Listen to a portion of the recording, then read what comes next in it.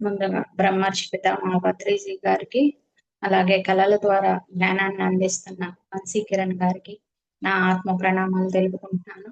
నాకు ఈ అవకాశం ఇచ్చిన మనస మేడంకి, ప్రశాంత మేడం కూడా నా ఆత్మ ప్రణామాలు. ఇక్కడికి విచ్చేసిన ఆత్మ బంధువులందరికీ నా కృతజ్ఞతలు తెలుపుకుంటున్నాను. ఇప్పుడు మనం చెప్పుకోయే బుక్ టాపిక్ మహాజ్ఞానం బుక్ నుంచి అరుణ మేడం గారు అందించిన మహాదేవుడు శివుడు గురించి మనం ఆ బుక్ లో నుంచి జ్ఞానాన్ని అందుకుంటున్నాం మాస్టర్స్. స్టార్ట్ చేస్తున్న టాపిక్ లో శివుడు అంటే త్రిమూర్తుల్లో ఒకరు. అందరికీ మీకు తెలుసు కదా శివుడు అంటే ఎవరు అని. ఆయన మనకి ఈ మహాజ్ఞానం బుక్ ద్వారా అరుణ మేడం కి ఆటో రైటింగ్ ద్వారా అందించారనమాట. ఈ జ్ఞానాన్ని మనం తెలుసుకుంటున్నాం. మీరందరూ పరిపూర్ణులైన జ్ఞాన గురువులుగా తయారు కాబోతున్నారు అన్న విషయం నాకు తెలుసు, చూస్తున్నాను కూడా. అటువంటప్పుడు మీరు మీ ప్రస్తుతపు జన్మ గురించి, దాని నమూనా, దాని సవాళ్లు, దాని పాఠాలు, వీటన్నిటిని గురించి చాలా సీరియస్ గా ఉండాలని, ఆషామాషిగా తేలిగ్గా తీసుకోకూడదని నేను కోరుకుంటున్నాను. అంటే మనకేం చెప్తున్నారంటే శివుడు మీరు మహా గురువులు, జ్ఞాన గురువులు అవుతున్నారు. కానీ మనం ఏదైతే లైఫ్ డిజైన్ చేసుకొని వచ్చామో దాన్ని మాత్రం ఈ కుటుంబం పట్ల కానీ, బంధాలు కానీ, ఏదైనా సరే దాని పట్ల చాలా సీరియస్ గా ఉండాలి. దాన్ని ఆషామాషిగా తీసుకోవద్దు అని చెప్తున్నారు. అంటే ఓ పక్క జ్ఞానం నేర్చుకుంటూనే మన బంధాల పట్ల మనం అప్రమత్తంగా ఉండాలి. అంటే దీన్ని పక్కన పెట్టి జ్ఞానాన్ని మాత్రమే తీసుకోకూడదు అనమాట. రెండింటిని సమానంగా తీసుకోగలగాలి. దాన్ని మనకి సీరియస్ గా వార్నింగ్ లాగా ఇస్తున్నారు మహాదేవుడు. దాపరికం లేకుండా చెప్పాలి అంటే విపరీతంగా పుస్తకాలు చదువుతున్న మాస్టర్స్ కూడా యాడ్సప్. ఎందుకంటే నేను ఒక విషయం గమనించాను. పుస్తకాలు చదవటం వల్ల మీలో చాలా మంది చాలా గొప్ప విషయాలను గొప్పగా అర్థం చేసుకోగలుగుతున్నారు. ఇంతకు ముందు మీలో అతి స్వల్పంగానో లేదా అసలు లేకుండా పోయినవో చాలా గుణాలు మీరు అలవాటు చేసుకోవడానికి ఆ పుస్తక పఠనం సహాయపడింది అని అంటున్నారు. అంటే మనం అందరం ఇప్పుడు పిఎస్ఎస్ఎం మూవ్మెంట్ లో చక్కగా పుస్తకాలు చదవమని పత్రి సార్ పిరమిడ్ సూత్ర 18 ఆదర్శ సూత్రాల్లో స్వ అధ్యాయం అని చేర్చారు. స్వాధ్యాయం అని అంటే అన్ని పుస్తకాలు చదవాలి అని చెప్పి. అంటే మన ఈ పుస్తకాలు చదవటం వల్ల ఏంటి అంటే మనలో లేని గుణాలు, ఇప్పుడు క్రమశిక్షణ, ఈ టైంకి ఈ బుక్ చదవాలి, అంతకుముందు మనలో మనకు ఉండకపోవచ్చు. కానీ ఈ పుస్తకాలు చదవటం, ఇప్పుడు మనం కూడా జూమ్లో మొన్నటి వరకు భగవద్గీత చెప్పుకున్నాము, ఇప్పుడు భవిష్యత్తు కృష్ణుడిదే చెప్పుకుంటున్నాము. అంటే మనలో ఉన్న గుణాలు ఏమి లేవు. ఇప్పుడు భగవద్గీత చెప్పుకున్నప్పుడు రజో తమో సత్వ గుణాల్లో మనం ఎక్కడున్నాము అని ఎవరికి వాళ్ళు మనం సెల్ఫ్ చెక్ చేసుకున్నాం అనమాట. అంటే లేని గుణాలను కూడా మనం మన లోపల ఏవైతే ఉన్నాయో తెలుసుకుంటున్నాము, కొన్నిటిని తెచ్చుకుంటున్నాము. ఇప్పుడు క్రమశిక్షణ అంతకు ముందు ధ్యానానికి రాకముందు మనకు లేదు. ఇప్పుడు ఈ టైంకి చక్కగా జాయిన్ అవ్వాలి, బుక్ చదువుతున్నారు, వినాలి అని అంటే ఒక క్రమశిక్షణ అనే గుణాన్ని మనం అలవాటు చేసుకున్నాం. అదే మనకి చెప్తున్నారు అనమాట. మీ అందరికీ మంచి జరగాలని మనస్ఫూర్తిగా కోరుకుంటున్నాను. యుద్ధ ప్రతిపాదికన ఎన్ని పుస్తకాలు వీలైతే అన్ని చదవండి అని మీకు నేను మరోసారి సలహా ఇస్తున్నాను. దానివల్ల మీ ఎరుక, మీ చైతన్యం ఎక్కువ అవుతాయి. పుస్తకాలు చదవమని ఎందుకు చెబుతున్నాను అంటే అది కూడా ఒక ధ్యానం లాంటిదే. అంటే ఇప్పుడు కళ్ళు మూసుకొని కూర్చోవటమే కాదు ఫ్రెండ్స్, కళ్ళు మూసుకొని కూర్చోకపోయినా సరే పుస్తకం చదువుతున్నా కూడా అది కూడా ధ్యానం లాంటిదే అనమాట. ఎలా పుస్తకం చదివేటప్పుడు మనకి ఏ ఆలోచనలు రావన్నమాట. ఆ పుస్తకంలో ఏముంది, మనం ఏ పాయింట్స్ చదువుతున్నాం, దాన్ని అర్థం చేసుకోవడం, దానిలో మిళితమైపోయి ఉంటాం. అప్పుడు మనకేంటి, వేరే ఏ ధ్యాస ఉండదు, ఈ పుస్తకం మీదే ధ్యాస ఉంటుంది. అది కూడా ఒక ధ్యానం లాంటిదే అని చెప్తున్నారు. చదివేవాడిని ఆలోచన రహిత స్థితికి తీసుకుపోతుంది పుస్తకం. అంటే చదివేవాడు తన గురించి తాను మర్చిపోయి రచయిత ఆలోచనల వెంట, రచయిత అవగాహన వెంట వెళ్ళిపోతూ ఉంటాడు. పుస్తకాలు చదవటం అనేది నా దృష్టిలో చాలా ఉత్తమ స్థితి ధ్యానం. దానిలో సరి అయిన అవగాహన అనేది ఉంటుంది. అది ఆధ్యాత్మిక మార్గంలో ఉన్న ఏ మాస్టర్కైనా చాలా అవసరం అని చెబుతున్నారు. అంటే పుస్తకం చదివేటప్పుడు ఏంటి, ధ్యానంలో ఎలా అయితే మనం శూన్య స్థితికి వెళ్ళిపోతామో, ఆలోచన రహిత స్థితికి, పుస్తకం చదివేటప్పుడు కూడా అంటే మనం ఒక గంటో అరగంటో ఆ పుస్తకం చదివేటప్పుడు మనం అదే పాయింట్ లో పుస్తకం మీదే దృష్టి పెడతాం కాబట్టి ఆలోచన రహిత స్థితికి వెళ్ళిపోతాము అని చెప్తున్నారు. అంటే ఆ రచయిత చైతన్యానికి మనం కనెక్ట్ అవుతాం.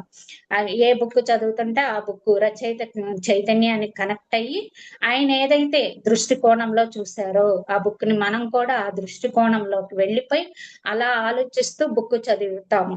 అలా చదివినప్పుడు ఏంటి అంటే మనం కూడా ఆ శూన్య స్థితిని చేరుకుంటాం. ఇది కూడా ధ్యానమే అని మనకు చెప్తున్నారనమాట. దానివల్ల ఏంటి, మనం ఈ పుస్తకాలు చదవటం వల్ల మనకు ఒక అవగాహన అనేది పెరుగుతుంది. దానివల్ల మనం ఈ మార్గంలో ఏ మాస్టర్ అయినా సరే ఈ పని చెయ్యాలి అని చెప్తున్నారు. పుస్తకాలు చదవాలి అని చెప్తున్నారు. నేను మీ అందరికన్నా ఎక్కువ స్థితిలో ఉన్నాను అనేది నిస్సంశయం.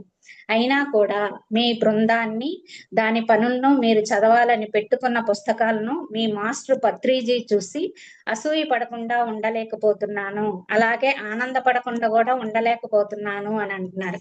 అంటే శివుడు మనందరికంటే ఉత్తమమైన స్థితిలో ఉన్నారు. అయినా కానీ మన బృందాన్ని, అంటే మన భద్రీజీ సార్ చేసిన పనులను కానీ, మన పిఎస్ఎస్ఎం మూమెంట్ లో ఉన్న మనుషులను కానీ అందరినీ చూసి ఆనందము వస్తుందంటే అసూయ కూడా వస్తుంది అని చెప్తున్నారు. సరే, ఇప్పుడు ఇంకా మనకి బుక్ ద్వారా శివుడు మనకు ఒక సందేశం ఇస్తున్నారు. ఆత్మ తొలిసారిగా మానవ జన్మకు వచ్చేసరికి సహజ సిద్ధంగా జంతు స్వభావం ఉంటుంది. మన పరిణితి క్రమంలో ఎన్నో జన్మలెత్తి ఎన్నెన్నో అర్థం చేసుకుంటూ వచ్చి పరిణితి చెంది ఇంత సుదీర్ఘమైన క్రమం తర్వాత మన ఆత్మ నిజంగా మనిషి అనిపించుకునే స్థాయికి చేరుకున్నది. మీరంతా దయచేసి గుర్తుపెట్టుకోండి, పరిణామ క్రమంలో మౌలికంగా అర్థం చేసుకోవడం తప్ప ఇంకే విషయం లేదు అంటున్నారు. అంటే మనం తొలిసారిగా మానవ జన్మలు, అంటే బాలాత్మగా యువాత్మగా అలా జన్మలు తీసుకున్నప్పుడు మనకేముంటాయి, జంతు లక్షణాలు. అంటే ఆహారం, మైథునం, కోపం, భయం ఇలాంటి లక్షణాలే ఉంటాయి. వాటి కోసమే, అవి సంపాదించడం కోసమే ఆ జన్మలన్నీ ఫస్ట్ బాలాత్మ జన్మగా ఉన్నప్పుడు వాటి కోసమే మనం జీవనం చేస్తూ ఉంటాం అన్నమాట. అలాగా మనం పరిణితి చెంది చెంది అంటే ఎన్నో ఇంకా జన్మలు ఎత్తుతూనే ఉంటాం. ఎన్నో వందల జన్మలు ఎత్తి ప్రతిదీ అర్థం చేసుకుంటాము. ఏంటి, ప్రతి ఒక్క జన్మలో ఒక్కొక్క అనుభవం. ఒక్కొక్క జన్మలో ఒకళ్ళ దగ్గర మోసపోవటం ద్వారా, ఒక్కొక్క జన్మలో మోసగించడం ద్వారా, ప్రేమ అంటే ఏమిటి, కోపం అంటే ఏమిటి, కష్టాలు, ప్రతిదీ ఒక్కొక్కటి అన్నిటినీ మనం నేర్చుకుంటూ ఉంటాం అన్నమాట. నేర్చుకొని అన్నిటిని అర్థం చేసుకుంటూ వచ్చి మన ఆత్మ నిజమైన మనిషి అనిపించుకునే స్థాయికి చేరుకుంటుంది అంటున్నారు. ఇలా వందల జన్మలు ఎత్తి ఎత్తి ఎత్తి చివరి దశల్లో మన ఆత్మ నిజమైన మనిషి. మనిషి అంటే చూడటానికి ఉన్న మనిషి రూపం కాదు ఫ్రెండ్, మనలో ఉన్నది ఆత్మ పదార్థమే. ఇప్పుడు మనం తెలుసుకుంటాం కదా, మనం ఎప్పుడుకి ఎన్నో వందల జన్మలు ఎత్తుంటాం. ఇంతకు ముందు ఎప్పుడూ రాలేదు. ఇప్పుడు మనం అందరం ధ్యానంలోకి వచ్చి జ్ఞానం నేర్చుకుంటున్నాం. అంటే ఎన్నో వందల జన్మలు ఎత్తి మనం కూడా అన్ని అనుభవాలు తీసుకొని అంతా కాలిన తర్వాత ఇక్కడికి వచ్చారు మీరు కాలిన తర్వాత అంటారు కదా వంశీ సారు. అలాగే మనం ఎన్నో జన్మలు ఎత్తి అన్ని అనుభవాలు పొంది ఇప్పుడు మనం ఈ మార్గంలోకి వచ్చి ఇక్కడే మనలో ఉన్నది ఆత్మ పదార్థమే, అందరిలో ఉన్నది అదే ఆత్మ పదార్థం తెలుసుకున్నప్పుడు మాత్రమే మనిషి అనిపించుకునే స్థాయికి చేరుకుంటుంది అనమాట. ఇక్కడ జన్మలు తీసుకోవడం అంటే ఏంటి, అర్థం చేసుకోవడం, అవగాహన చేసుకోవడమే ఫ్రెండ్స్ జన్మలు తీసుకోవడం అంటే అని ఆ మహాదేవుడు మనకి చెప్తున్నారనమాట. మౌలిక అవగాహన, ఇంగిత జ్ఞానం లేనంత వరకు ఆధ్యాత్మిక జ్ఞానం అనేది మనిషి చుట్టుపక్కల కూడా రాదంటున్నారు. అంటే ఇంగిత జ్ఞానం కానీ ఈ అవగాహన కానీ లేదనుకోండి, ఈ స్పిరిచువాలిటీ అనేది మన చుట్టుపక్కల కూడా రాదంట. కనీస ఇంగిత జ్ఞానం అనేది పెంపొందించుకుంటే మీరు అర్థం చేసుకోవడానికి ఎన్ని రకాల దారులు తెరుచుకుంటాయో చూసి మీరే ఆశ్చర్యపోతారు అని అంటున్నారు. అంటే ఇంగిత జ్ఞానం అంటే ఫ్రెండ్స్ కామన్ సెన్స్. ఇప్పుడు మనం చాలా మంది ఏదైనా పని చేసి వచ్చినప్పుడు పిల్లలనైనా సరే, నీకు ఈ మాత్రం ఇంగిత జ్ఞానం లేదా, ఎలా చేసావు ఈ పని చెప్పి అంటాం. ఇంగిత జ్ఞానం అంటే ఏది తప్పు ఏది రైటు, ఇది ఈ పని చేయొచ్చా లేదా. ఇప్పుడు మనం ఎవరికి ఏదైనా చెప్పారనుకోండి వెంటనే నమ్మి చేసేయకూడదు. మనకు ఒక విచక్షణ అనేది, ఇంగిత జ్ఞానం అంటే విచక్షణ, కామన్ సెన్స్ రెండు ఆలోచించుకోవాలి. ఈ పని చేయమంటున్నారు కదా, అది చెయ్యొచ్చా లేదా అనేది ఆలోచించుకొని చేయాలి. గత జన్మల నుంచి ఓకే అర్థం చేసుకున్నాం, తెచ్చుకున్నాం మనము, ఓకే. కానీ ఈ జన్మలో అంటే బుద్ధితో ఆలోచించగలగాలి. ఈ పని కరెక్టా? కాదా? అనేది మనం బుద్ధితో ఆలోచించి చేయాలి. అంటే ఇప్పుడున్న ఈ జన్మలో ఉన్న లోక జ్ఞానం అనేది మనం ఆలోచించుకోవాలి. అంతేకాని ఎవరు ఏది చెప్తే అది చేసేయడం కాదు. ఇప్పుడు సార్ కూడా అంటారు, మైక్ ఇవ్వగానే మాట్లాడేస్తారా? ఎంత మాట్లాడాలి? ఎలా మాట్లాడాలి? అసలు మీ ఎదురుగా ఉన్న వాళ్ళకి ఇప్పుడు యువకులు ఉంటారు, వాళ్ళకి ఏ జ్ఞానం ఇవ్వాలి? కొంచెం ఏజ్ అయిన వాళ్ళు ఉంటారు, వాళ్ళకి ఏ జ్ఞానం ఇవ్వాలి? మీరు ఆలోచించరా? మైక్ ఇవ్వగానే ఏదైనా మాట్లాడేస్తారా అని అంటారు. అంటే అక్కడ మనం ఏం ఆలోచించాలి? విచక్షణ ఆలోచించాలి. ఇక్కడ ఉన్న వాళ్ళకి మనం ఏ జ్ఞానం ఇవ్వాలి, వాళ్ళు ఏ జ్ఞాన స్థితుల్లో ఏ జ్ఞానం ఇస్తే వీళ్ళకి అందుతుంది అనేది ఆలోచించాలన్నమాట. అదే ఇంగిత జ్ఞానం అంటున్నారు. అంతేకాని మనకు మైక్ వచ్చేసింది కదా, మనం ఏదో ఉన్నదంతా మైండ్ లో ఉన్నదంతా చెప్పేద్దామని కాదు. అక్కడ ఎవరున్నారు ఏంటి అని ఒక్క నిమిషం ఆలోచించి ఈ జన్మ బుద్ధి అవగాహన అనేది మనకు ఉండాలి అని చెప్పేసి మనకి ఈ బుక్ ద్వారా జ్ఞానాన్ని అందిస్తున్నాడు శివుడు. ఇప్పుడు ధ్యానం చేస్తాము, ఎన్ని గంటలు గంటలు సాధన చేస్తారు, కానీ ఊరికినే కోపం వచ్చేస్తుంది. ఎందుకు వస్తుంది వాళ్ళకి? అంటే మౌలిక అవగాహన, వాళ్ళకి అవగాహన లేదు కాబట్టి దాన్ని పెంచుకోవాలి అని చెప్తున్నారు. ఇన్ని గంటలు నేను ధ్యానం చేస్తున్నాను, ఎందుకు కోపం వస్తుంది? దాన్ని ఒక్కసారి వాళ్ళు అవగాహన చేసుకోవాలి కదా. ఆ అవగాహన చేసుకున్నప్పుడు మాత్రమే మనకి అనేది ఇంగిత జ్ఞానం అనేది పనిచేస్తుంది అని చెప్తున్నారు. ఇప్పుడు ఎంతో కాలం రకరకాల జన్మల్లో వివిధ పరిస్థితులను, సంభవాలను అర్థం చేసుకుంటూ వచ్చాక మాత్రమే మనిషి స్పిరిచువల్ రంగంలోకి అడుగు పెడతారు. సైన్యంలో ఎలాగైతే ప్రతి వెంకయ్యని సుబ్బయ్యని తీసుకోరో, అలాగే ఎవరు పడితే వాళ్ళు అంత తేలిగ్గా స్పిరిచువల్ మార్గంలో గీతా ప్రవేశించలేరు. స్పిరిచువాలిటీ అనేది ఎంత మాత్రం చిన్న విషయము కాదు, చిన్న పరిస్థితి కాదు, అది జీవితంలో చిన్న విరామము కాదు. అంటే అన్ని రకాల జన్మల్లో మనం అర్థం చేసుకుంటూ వచ్చిన తర్వాత మాత్రమే ఇప్పుడు ఈ స్పిరిచువాలిటీలోకి మనం అడుగు పెట్టిన తర్వాత ఏంటి, ఇప్పుడు సైన్యంలోకి ఏ సొప్పైనా వెంకైనా తీసుకురారు కదా. సైన్యంలో ఈ యుద్ధం చేయాలి అంటే ఒక యోధుడై ఉండాలి, ఆయుధాలు ఎలా పట్టాలి, యుద్ధ నైపుణ్యం వచ్చి ఉండాలి. అలా అయినప్పుడు మాత్రమే ఆ సైన్యంలోకి తీసుకుంటారనమాట, ఒక యోధుడిని తీసుకుంటారు. అలా కాకుండా ఎవరిన పడితే అలా తీసుకురారు కదా. అలాగే మన స్పిరిచువాలిటీకి కూడా మనం ఎలిజిబుల్ అయ్యాం కాబట్టే, ఎన్నో రకాల జన్మలుగా మనం నేర్చుకొని వచ్చాం కాబట్టే ఫ్రెండ్స్, ఎలిజిబుల్ అయ్యాం కాబట్టి ఈ రోజు మనం ఈ స్పిరిచువల్ మూవ్మెంట్ లో ఉన్నాం అనమాట. అదే చెప్తున్నారు, ఎన్నో జన్మలుగా నేర్చుకుంటేనే కానీ మనం దీనిలోకి అడుగు పెట్టలేము అని చెప్పి చెబుతున్నారు. అంటే ఇక్కడేం చిన్న విరామము కాదు, చిన్న విషయము కాదు. స్పిరిచువాలిటీ అంటే ఏదో మనకు కష్టం వచ్చింది, ఒక నెల రోజులు ఈ సమస్య దాటడానికి ధ్యానం చేసేసామా, లేకపోతే ఇంకొకటి సంకల్పం నెరవేర్చుకోవటానికి ధ్యానం చేసామా, అలా కాకుండా ఎప్పుడు నిరంతరం మన లోపలికి మనం ప్రయాణం చేయాలి. నిరంతరం ఇది జరుగుతూనే ఉంటుంది. అదే చెప్తున్నారు మనకి శివుడు. ఏమని? ఇది విరామము కాదు అని చెప్పి, చిన్న విరామము కాదు, చిన్న పరిస్థితి కాదు. ఇది ఎప్పుడు మన అంతర్ముఖ ప్రయాణం, ఎప్పుడు జరుగుతూనే ఉండాలి. మనల్ని మనం చెక్ చేసుకుంటూ ఉంటూనే ఉండాలన్నమాట. ఇది నిరంతరం జరిగే ప్రయాణము అని చెప్పి చెప్తున్నారు. అంటే ఈ జన్మకు అయిపోతుంది, ఈ జన్మలో మనం నేర్చేసుకుంటాము, పరమాత్మ స్థితికి వెళ్ళిపోతాము అని కాదు ఫ్రెండ్స్. ఎంతో ఉంది నేర్చుకోవడానికి. ఆ నేర్చుకొని వెళ్ళగా చివరికి మనం ఆ స్థితికి చేరుకుంటాం. ఆధ్యాత్మికత అనేది మనిషి ఆత్మలో ఒకానొక భాగం. అది మీ వ్యక్తిగత సృష్టికర్తను తెలుసుకోవడానికి బాట వేస్తుంది. చాలా మంది ఆశ్చర్యపోవచ్చు, ఈ వ్యక్తిగత సృష్టికర్త ఎవరా అని. వ్యక్తిగత సృష్టికర్త అంటే మిమ్మల్ని సృష్టించిన వాడు. ఒక్కొక్క వ్యక్తిని సృష్టించింది దేవుడు అని పిలువబడే ఒకరు కాదు, చాలా మంది మాస్టర్స్ కలిసి సృష్టించారు. వాళ్ళందరినీ కలిపి ప్రజ్ఞాత్మ, ఓవర్ సెల్ఫ్ అంటారు. ప్రజ్ఞాత్మ అంటే మిమ్మల్ని సృష్టించిన వ్యక్తి. ఇక్కడ ఏంటి, స్పిరిచువాలిటీ అంటే మనిషి ఆత్మలో ఒకానొక భాగము అని చెప్తున్నారు. మనిషి ఆత్మలో ఒకానొక భాగము అంటే ఏంటి ఫ్రెండ్స్? అంటే మనకి నిరంతరం మన శ్వాస ఎలా ఉంటుందో అలాగే మన లోపల కూడా ఆ సత్యాన్ని తెలుసుకోవాలి అన్న తపన కూడా మన ఆత్మలో ఒకానొక భాగమై ఉంటుంది. కానీ అందరికీ ఏంటి, ఇంతకు ముందు లేదా అంటే ఇంతకు ముందు నిద్రాన అవస్థలో ఉందన్నమాట. అందరికీ ఉంటుంది. ఒక విత్తనం, చెట్టులో విత్తనం ఎలా దాగి ఉంటుందో అలాగే అందరికీ ఉంటుంది. దాన్ని మేల్కొల్పండి అని చెప్తున్నారు. మనకి క్లాసుల్లో కూడా మీ మూలాన్ని మీరు తెలుసుకోండి అని చెప్పి ఎలా చెప్తున్నారో అలాగే మనకి ఈ శివుడు కూడా మనకి ఈ జ్ఞానాన్ని అందిస్తున్నారనమాట. మీరు మీ ఆత్మలో ఒక భాగమై ఉంది. దాన్ని మీరు తెలుసుకోండి అని చెప్తున్నారు. వ్యక్తిగత సృష్టికర్త ఎవరా అంటే మనల్ని సృష్టించిన వాడు. అంటే ఇప్పుడు మనం సృష్టించింది ఎవరిని? మన మూల చైతన్యం అనొచ్చు, పూర్ణాత్మ అనొచ్చు, ఫ్రెండ్స్, పరమాత్మ మనం ఏ పేరైనా పెట్టుకోవచ్చు. పూర్ణాత్మ నుంచి మనం వచ్చాము అని తెలుసు. అలా మనల్ని సృష్టించింది ఒక రూపంలో. ఇప్పుడు శివుడు ఉన్నాడు. ఇలా ఉంటే ఈ రూపంలోనే మనల్ని సృష్టించాడు. ఈ ఒక్క దేవుడే అని కాదనమాట. మనల్ని సృష్టించింది ఎంతో మంది మాస్టర్స్ అని చెప్తున్నారు. ఇప్పుడు మనం నక్షత్ర మిత్రుల బుక్ లో కూడా చదువుకున్నాం ఫ్రెండ్స్.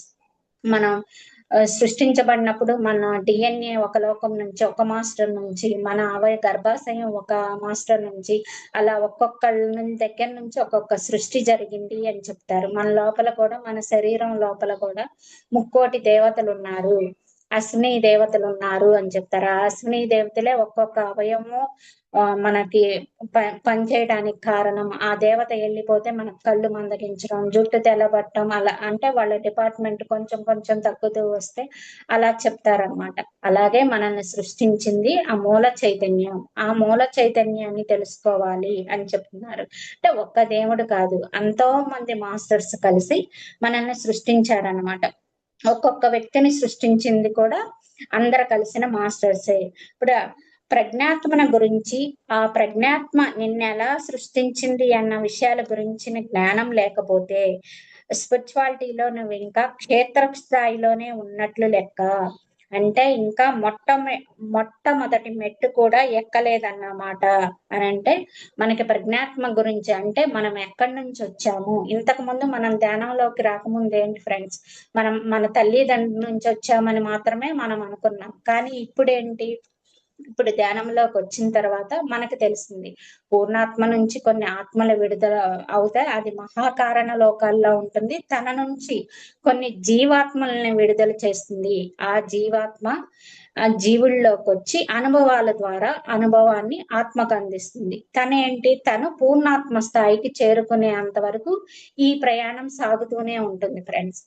దీన్నే చెప్తున్నారు మాస్టర్ శివుడు అనమాట. మీరు ఆ ప్రజ్ఞాతనమే దీని గురించి అంటే ఈ భౌతిక తల్లిదండ్రులకు వచ్చాము, ఇదే జన్మ, ఈ శరీరం, మనసు, ఇంద్రియాలు ఇక్కడ మాత్రమే అని తెలియనంత వరకు మీరు శరీర స్థాయిల్లో ఉన్నట్లు లెక్కే.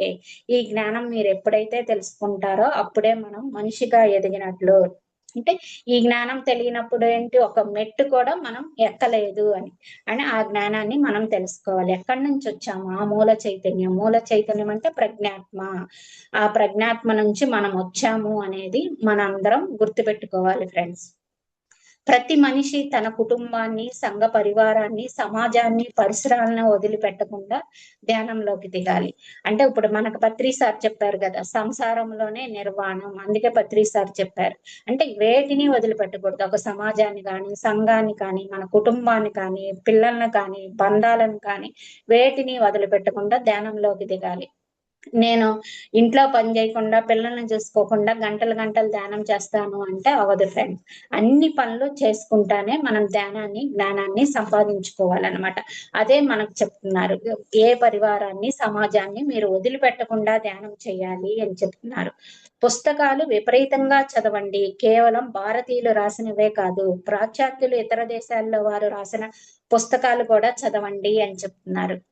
అంటే మన పురాణాలు మన భారతదేశంలో రాసిన వాళ్ళే అని కాకుండా అన్ని దేశాల వాళ్ళు రాసిన పుస్తకాలన్నీ చదవమని చెప్తున్నారు. మన పిఎస్ఎస్ మూవ్మెంట్ లో కూడా అంతే ఫ్రెండ్స్.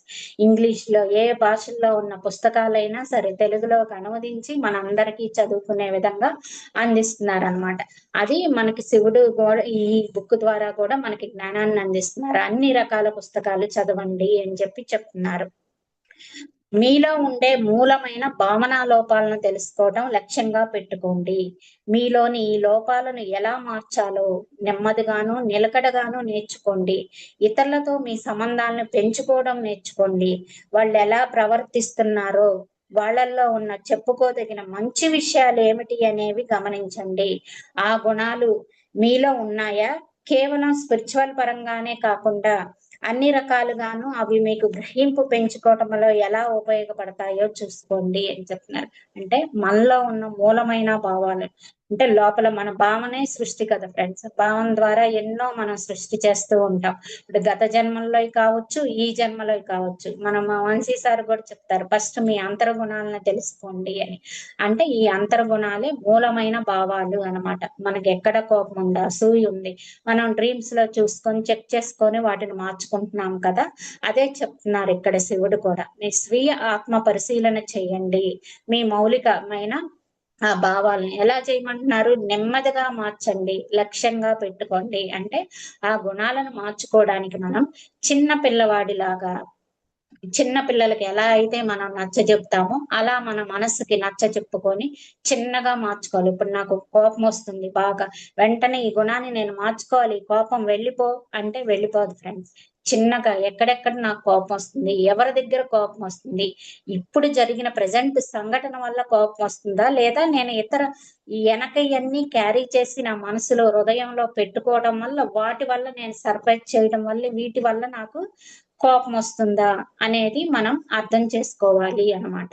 అర్థం చేసుకొని నెమ్మదిగా మనం దాన్ని మార్చుకోవడానికి చేయాలి. దాన్నే మెయిన్ గా లక్ష్యంగా పెట్టుకోండి అని చెప్తున్నారు. ఇతరులతో మీ సంబంధాలను పెంచుకోవటం నేర్చుకోండి. వాళ్ళు ఎలా ప్రవర్తిస్తున్నారో వాళ్ళల్లో ఉన్న చెప్పుకోదగిన మంచి విషయాలు ఏమిటి అనేవి గమనించండి. ఆ గుణాలు మీలో ఉన్నాయా? కేవలం స్పిరిచువాలిటీ పరంగానే కాకుండా అన్ని రకాలుగాను అవి మీకు గ్రహింపు పెంచుకోవటంలో ఎలా ఉపయోగపడతాయో చూడండి. అంటే ఇతరులతో ఎవరైనా సరే కానీ, మన ఫ్రెండ్స్, సమాజంలో వ్యక్తులు, మన బంధువులు, ఎవరి దగ్గరైనా సరే వాళ్ళలో ఏవైతే మంచి గుణాలు ఉన్నాయో వాటిని చూసి మనల్ని నేర్చుకోమంటున్నారు. ఎలా? స్పిరిచువాలిటీ పరంగానే కాదు ఫ్రెండ్స్, భౌతికంగా కూడా మీరు వాళ్ళల్లో ఏం గుణాలు, ఒక్కొక్కరిలో ధైర్యం ఉంటుంది, ఒక్కొక్కరిలో సహనం ఉంటుంది, ఒక్కొక్కరిలో క్షమాగుణం ఉంటుంది. వాటన్నిటినీ చూసి మనల్ని నేర్చుకోమంటున్నారు. అంటే మైనస్ని వదిలేసి ప్లస్లు మాత్రం చూసి మీరు నేర్చుకోండి అని ఇక్కడ మనకి శివుడు మనకి ఆ జ్ఞానం అందిస్తున్నారు అన్నమాట. అవి మనకు ఉపయోగపడతాయి, మనకి జ్ఞానంలో ఎదగటానికి, ఇంకా మనం చైతన్య స్థాయిలో ముందుకు వెళ్ళడం కోసం ఉపయోగపడతాయి అని చెప్పి చెప్తున్నారు. ఆ ఎదుగుదల అనేది కేవలం ఐహిక విషయాల్లోనే ఉండగలదు. స్పిరిచువాలిటీలో పరీక్ష అంటూ ఉంటే అది కేవలం మీ ఐహిక బంధాలు, సంపదల మీదనే. అంటే భార్య, బిడ్డలు, భర్త, ధనం, బంగారం, ఇల్లు, పొలం లాంటివి అన్నమాట. ఇవన్నీ మనిషి ఐహికంగా సొంతం చేసుకునేవి. మాస్టర్స్ పరీక్షలు పెట్టేది కూడా మీకు అత్యంత ప్రీతి పాత్రమైన వాటి మీదనే అంటున్నారు. అంటే ఎదుగుదల అనేది ఈ భూమి మీద ఉంది ఫ్రెండ్స్. ఈ భూమి మీద ఉంది కాబట్టి మనం భర్త, ఇల్లు, బంధువులు, సంఘం, సమాజం అంటూ అని వచ్చాం కాబట్టి వీటిల్లో మనం ఎంత ఇష్టంగా, అంటే ఇప్పుడు పిల్లల మీద ఇష్టం ఉంటుంది, లేదా భర్త మీద ఇష్టం ఉంటుంది, డబ్బు మీద ఇష్టం ఉంటుంది, వాటి మీదే మనకు మాస్టర్స్ పరీక్షలు పెడతారన్న. అప్పుడు మాత్రం మనకి ఇష్టమైన వాళ్ళ మీద పెట్టినప్పుడే కదా మనకి ఆ పెయిన్ అనేది తెలుస్తుంది. ఆ పెయిన్ లో నుంచి మనకి జ్ఞానం వస్తుంది అన్నమాట. ఇప్పుడు నాకు భర్త వల్ల ఇబ్బంది వచ్చింది అనుకోండి, ఎందుకు, నేను ఎంత ప్రేమించాను కదా, ఆయన వల్ల నేను ఎంత ఇబ్బంది పడుతున్నాను, నేను ఎక్కడికి, అంటే మన లోపలికి మనం వెళ్ళడం, ప్రయాణం చేస్తాం. మన లోపలికి మనం వెళ్ళినప్పుడు నాకు భర్త అయినంత మాత్రాన ఆయన అలానే ఉండాలా, నేను చెప్పినట్లు వినాలా, నాకు నచ్చినట్లు ఉండాలా? కాదు కదా. ఆ ఆయన ఆయన ఏదైతే డిజైన్ చేసుకొని వచ్చారో ఆ ప్రకారంగానే ఉంటారు. అలానే ఆత్మ అనేది పోషిస్తూ, ఆ పాత్ర పోషిస్తూ ఉంటారు కదా. మన కోసం వాళ్ళు మారరు. ఈ జ్ఞానం అనేది మనకి ఎప్పుడైతే పెయిన్ కలుగుతుందో, అంటే మీకు ఇష్టమైన వాటి మీదే పరీక్షలు పెడతారు అని చెప్పి మనకి చెప్తున్నారు అనమాట. ఎంత ఎక్కువగా మీరు విరక్తులుగా ఉంటూనే అన్నీ పట్టించుకుంటూ ఐహికమైన వాటిని ఎంత ఆనందంగా అనుభవించగలిగితే అంతగా మీరు ఎదిగిన, పరిణితి చెందిన ఆత్మలవుతారు. అటువంటి మనిషికి సంపదలు ఉంటే సుఖం ఉంటుంది, సంపదలు లేకపోయినా కూడా ఎంతో సుఖంగా ఆ మనిషి ఉండగలుగుతాడు. కనుక నాయనలారా, భోగిగా ఉంటూ పరిపూర్ణంగా ఆనందించేవాడే యోగి. అంటే మనకున్న సంపదల్ని కానీ, బంధాలు కానివ్వండి, ఈ బంధువులు కానివ్వండి, ఏదైనా సరే మనం పట్టించుకోవాలి. వదిలేయకూడదు. నేను ఈ బంధాన్ని వీళ్ళు నా మాట ఇనట్లేదు, నేను వదిలేస్తాను అంటే కాదు. మనం ఏదైతే డిజైన్ చేసి తెచ్చుకున్నామో ఆ పాత్రలో అన్నిటిని అందరిని అంగీకరించాలి. వాళ్ళకి మనం ఏమేం చేయాలో మన కర్తవ్యాన్ని చేయాలి. చేస్తూనే అన్నిటిని పట్టించుకుంటేనే యోగిగా ఉండాలి అన్నమాట. ఇప్పుడు సంపదొచ్చింది మనకి. ఇప్పుడేదో నేను ఒక బిజినెస్ పెట్టాను. ఒక 10,00,000 నాకు లాభం వచ్చింది. లాభం వచ్చింది కదా అని నా అహంకారము రాకూడదు, ఆనందము అని కాదు. ఇప్పుడు ఒకవేళ బిజినెస్ లాస్ వచ్చింది. ఒకేసారి నాకు ఒక 20,00,000 10,00,000 పోయినాయి. పోయింది కదా అని నిరాశ, దుఃఖం, దుఃఖపడటం కాదు. రెండిటిని సమానంగా అంటే సాక్షిభూత స్థితిలో తీసుకోగలగాలి ఫ్రెండ్స్. ఎప్పుడైతే సంపద వచ్చినా ఆనందమే, పోయినా ఆనందమే. ఇక్కడ నేర్చుకోవాల్సింది ఏదో ఉంది. మనం అర్థం చేసుకోవాల్సింది అని చెప్పి మనం అర్థం సాక్షిభూత తత్వంలో ఎప్పుడైతే ఉంటామో మనకి సంపద ఉన్నా ఆనందమే, సంపద లేకపోయినా ఆనందమే. అదే చెప్తున్నారనమాట. మీరు భోగిగా ఉంటూనే యోగిగా ఉండండి. అంటే అన్నిటిని అనుభవించాలి. అన్నిటిని అనుభవిస్తూనే మనం యోగిగా ఉండాలి అన్నమాట. అంటి ముట్టనట్టు అలా ఉండాలని చెప్తున్నారు. మీరు పరిపక్వమైన ధ్యానులైతే మాత్రమే, మళ్ళీ గట్టిగా చెప్తున్నాను, కేవలం అప్పుడు మాత్రమే మీరు ఐక విషయాల పట్ల విరక్తులై కూడా భోగులుగా ఉండగలుగుతారు.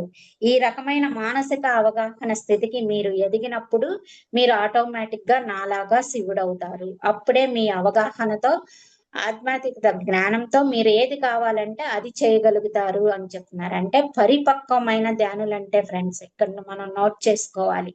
పరిపక్వమైన ధ్యానులు అంటే మనం కూడా ఆత్మ పదార్థం. అందరిలో ఉన్నది కూడా ఆత్మ పదార్థమే. అంటే చైతన్య స్థాయిన అంటే ఆత్మస్థితిలో ప్రతి పనిని మనం ఎప్పుడైతే చేసుకుంటూ వెళ్తామో, అందరిలో ఉన్నది అదే అని ఎప్పుడూ దైవంగా భావించి అన్ని విషయాల పట్ల విరక్తులుగా ఉంటూనే భోగులుగా ఉంటూ యోగిగా ఉంటామో అప్పుడైతేనే మీరు పరిపక్వమైన ధ్యానులు అని చెప్తున్నారు. ఎప్పుడైతే మనకు అవగాహన అంటే అందరిలో ఉన్నది చైతన్య పదార్థమే అని మనకు అవగాహనకు ఎప్పుడైతే అప్పుడు వస్తుందో అప్పుడు శివుడు అవుతారు అని మనకి చెప్తున్నారు.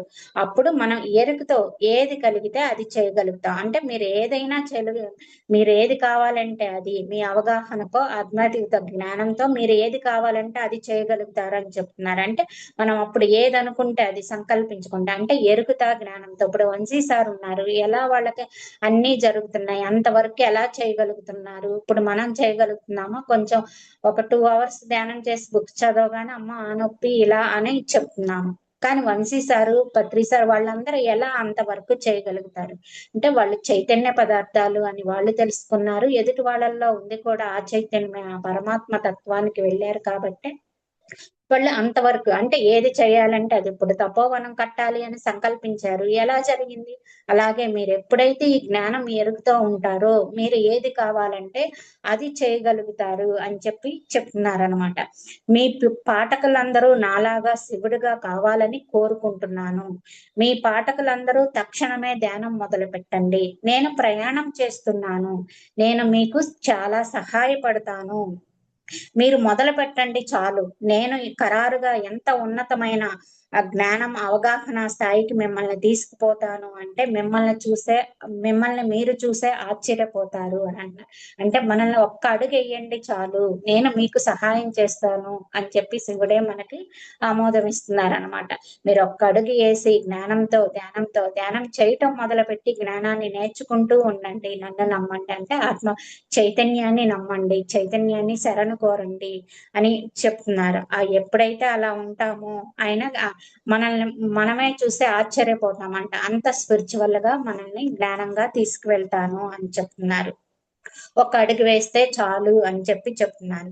ఈ రోజు మనం మహాజ్ఞానం బుక్ గురించి, ఈ శివుడు గురించి మనం తెలుసుకున్నాం మాస్టర్స్. మెయిన్ 5 పాయింట్స్ ఏమంటే మనల్ని జ్ఞాన గురువులుగా తయారు కావాలని చెప్తున్నారు.